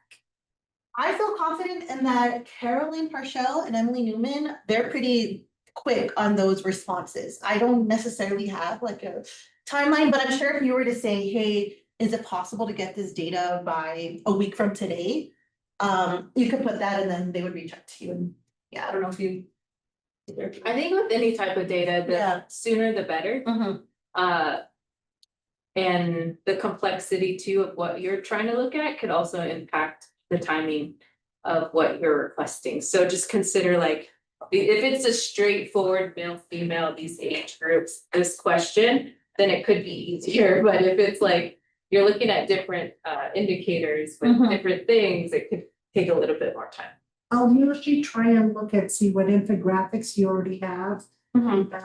Usually those are dated that are. So that's like I'm not asking for you to generate something. I'm just asking, how do we access what's already there? Okay, may I screen share? Yes, Yes, I have. Let me try here. If you can, great. If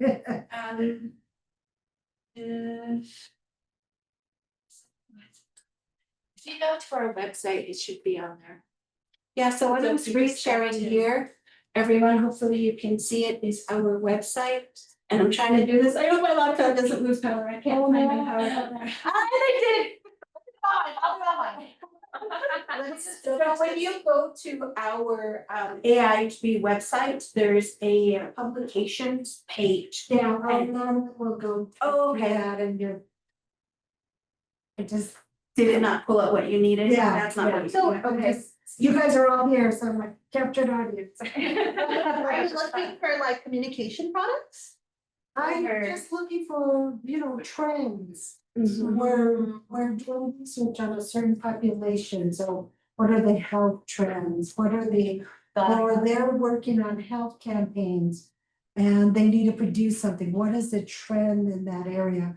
what is the health topic they're interested in? So it's really where to just finding, you know, you can go onto the CDC website and YRS websites and get those, the data's, the information more readily. I don't know if that has just something, that's probably just a standard help.